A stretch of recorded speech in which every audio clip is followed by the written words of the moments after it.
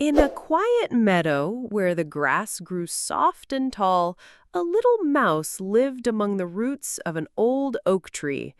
The oak's broad trunk stood strong against the wind, and its leaves rustled gently with every breeze. The mouse, small and quick, loved the comfort of his burrow. Inside, he had gathered seeds and grains, arranging them neatly in little piles that looked like treasures in the dim light.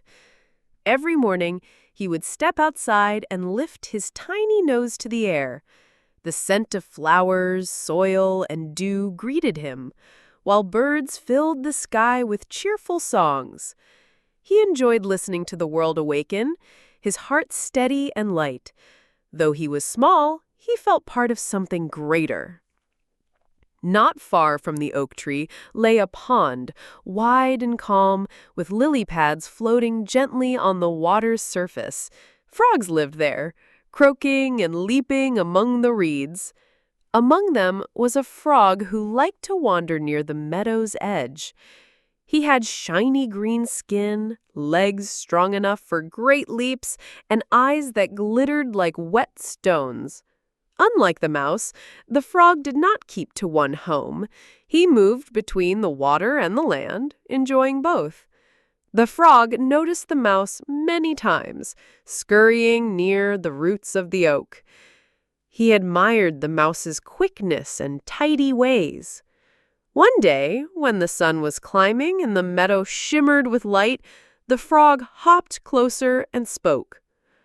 "Good day, little friend," he croaked warmly. The mouse froze for a moment, his whiskers trembling. Then he bowed politely. "Good day to you too," he answered in a soft voice. The frog smiled, his wide mouth stretching kindly. "I have watched you often. You seem clever and careful. Would you like to be my friend?" The mouse blinked in surprise. He had spoken with birds, beetles, and sometimes squirrels, but never a frog. Still, the offer touched him. "Yes, I would like that," he said with a shy smile. From that day on, the two spent much time together. The mouse showed the frog the dry paths through the meadow, where the wind carried the scent of wheat and daisies. The frog, in return, showed the mouse the cool edges of the pond, where dragonflies glimmered and water rippled gently. Their friendship grew strong. They laughed together at small things, like the way ants hurried with crumbs or how fish leapt from the pond to catch gnats. They shared stories, too. The mouse told of his tiny adventures in the fields, dodging shadows of hawks and slipping past farmers' boots. The frog spoke of stormy nights when raindrops drummed like drums on the pond, and how he sang proudly to the thunder. Yet, deep in the frog's heart, a little unease stirred. He often thought, "Our lives are not the same. I belong to the water, while he belongs to the land. How long can this friendship last?" Still, he said nothing, for he valued the mouse's company. The mouse, too, sometimes wondered. "He leaps with strength, and I scurry with speed. Can we truly share the same world?" But then he remembered the frog's kind eyes and felt comfort once more. Thus, the days passed, filled with sunlight, laughter, and the gentle music of nature. Both believed that nothing could disturb their bond. But nature often brings trials, even to the closest of friends. One morning, after the rain had washed the meadow, the frog hopped eagerly to the oak tree. Drops of water sparkled on every blade of grass. The mouse sat at the entrance of his burrow, drying his whiskers after the night storm. "Come," said the frog, his voice lively, "let us explore together. The air smells sweet, and the pond is full of song." The mouse hesitated. "I must be careful. The ground is still wet, and I am not fond of water." The frog's heart grew restless. He longed for the mouse to share the pond fully with him, not just its edges. An idea, quick and tempting, leapt into his mind. "Do not fear. I have thought of a way for us to never be apart. We can tie ourselves together. That way, you will not lose me, nor I you." The mouse tilted his head, uncertain. Tie ourselves? With what? The frog pulled a slender reed from the edge of the pond. "With this, it will bind us gently as a sign of our friendship." The mouse, touched by the thought, but uneasy at the strangeness, looked at the reed. He wished to prove his trust, so he nodded. "Very well, let us try." The frog carefully tied one end of the reed around his own leg and the other around the mouse's small paw. He smiled proudly. "Now, wherever we go together." At first, it seemed a game. They walked along the meadow, the reed swaying between them. They laughed at the awkwardness of moving as one. The frog tugged, the mouse followed, and then the mouse pulled, and the frog hopped after him. It felt playful, like a dance. But soon the frog's desire grew stronger. He led the mouse closer to the pond. "Come," he urged, "just a little deeper into my world. You will see wonders." The mouse trembled. His heart thumped quickly. "But I cannot swim. The water frightens me." The frog's eyes gleamed. "Do not fear. You are tied to me. I will guide you. Trust me." With that, he leapt into the shallow water, pulling the mouse behind. At once, the mouse squeaked in terror. The cool water soaked his fur, clinging heavily. He struggled to keep his head above the surface, his paws flailing. "Stop!" he cried.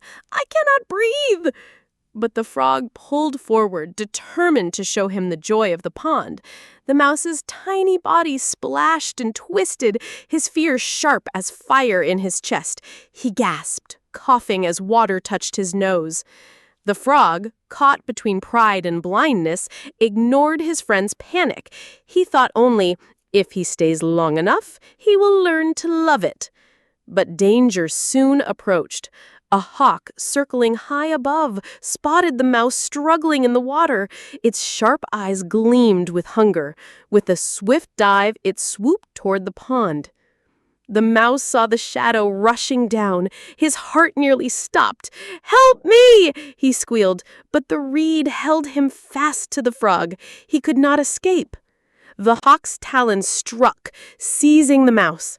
In a flash, it soared upward, lifting both mouse and frog together, for the reed tied them as one. The frog kicked wildly, realizing his folly too late. "What have I done?" he croaked in horror, dangling helplessly as the hawk carried them into the sky. The mouse, though terrified, looked back at his friend. His voice was faint, yet filled with sorrow. "You wished to bind us, and now we shared the same fate." The hawk flew higher, its wings slicing the air. The meadow shrank below, the pond glimmering like a mirror. Both creatures felt the weight of their choices pressing heavy upon their hearts. The hawk carried its prey toward a tall pine at the edge of the meadow. Its sharp talons gripped the mouse, but the reed still bound him to the frog. The frog dangled, gasping as the wind rushed past. The hawk landed on a branch and prepared to feast. Yet as it tugged at the mouse, the reed pulled tight. The frog thrashed desperately, pulling and twisting. The reed snapped at last, freeing the frog, who tumbled down into the reeds below. He landed hard, bruised and shaken, but alive. The mouse, however, was not so fortunate. The hawk, satisfied with its catch, carried him away. His small voice vanished into silence, leaving the meadow grieving. The frog lay still among the reeds, his heart crushed with guilt. Tears welled in his wide eyes. He whispered into the air, I only wished to keep him close. I only wished for our bond to last. But wishes cannot mend what has been broken. He returned to the pond, yet the water no longer sang sweetly to him. Every ripple reminded him of the friend he had lost. He sat alone on the lily pads, his reflection trembling on the water, and thought of the mouse's trusting smile. Time passed, and the meadow lived on. Flowers bloomed, the oak tree swayed, and birds filled the air with song. Yet the frog never forgot. He told his story to others, warning them of what pride and thoughtlessness can bring. The creatures of the meadow listened, their hearts heavy. They understood that friendship must be guided by care, not by control.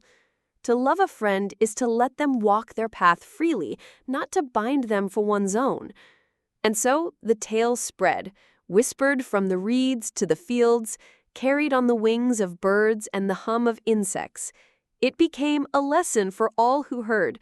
Respect the nature of others, for forcing them against their will may destroy the very bond you cherish. The frog remained by his pond, older and wiser, his croak no longer careless, but thoughtful. He no longer sought to tie himself to another, but he welcomed those who came willingly. In the quiet evenings, when the sky blushed with sunset, he lifted his voice, not in pride, but in remembrance, honoring the little mouse who once trusted him with all his heart. And when the wind moved softly through the reeds, it seemed to carry a whisper, gentle and forgiving, as though the meadow itself had taken the mouse's memory and turned it into everlasting song.